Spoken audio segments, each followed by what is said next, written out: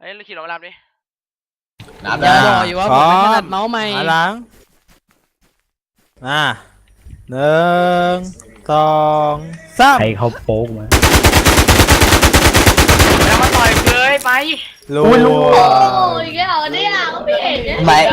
ไอเอกมันคมจังวะเดี๋ยวนี้ เฮ้ยมาเล่น ไอ มาดิ เอกมันคมถึงว่ามันมาโควะกูขอลอง เฮ้ย ดิ พี่โก้ มา ไม่ เล่น ได้ ด้วยมาเล่น กู ด้วย ขอลองดิ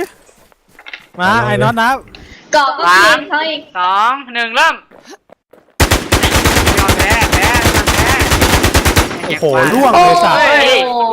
ยิงมาเล่นมั่ง ไปยิงคมยังไง เอกมันมาโคพี่รู้เนี่ย โอ้พี่เอกยิงคมยังไงเนี่ย เอาฟ้า ไม่ทำวงจริง น้อยจัดดิ เอกเรื่องสามน้ำยาเนี่ย จัดดินะ มาเอ โอ้ งเรา พี่ ยั ต้ ง น ไม่ แพ้ เก็บชุด เอ้ยพี่น้อยเอาดิ ใส่ชุดแรก กูลืมหมดแล้วเนี่ยไปตายไหนบ้างเนี่ย เฮ้ยกูเข้าไม่ได้อ่ะมึงให้กูดูบ้างดิ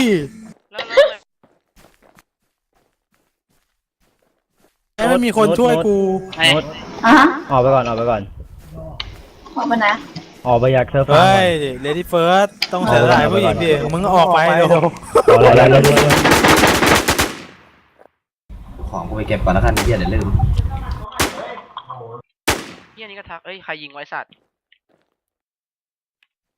เฮ้ยกูเข้าไม่ได้ ไม่มี เพื่ ใคร อน นับอ่ะ นะไหมเอกหันหลังเอก หนูออกแล้ววันนึง เพิ่งนะ1 2 3 คือหนูไปเล่นพีวีแล้ว อุ้ยเอกโดนยิงทุกนัดอ่ะ ไอเอกกับใครเลยเมื่อกี้นะ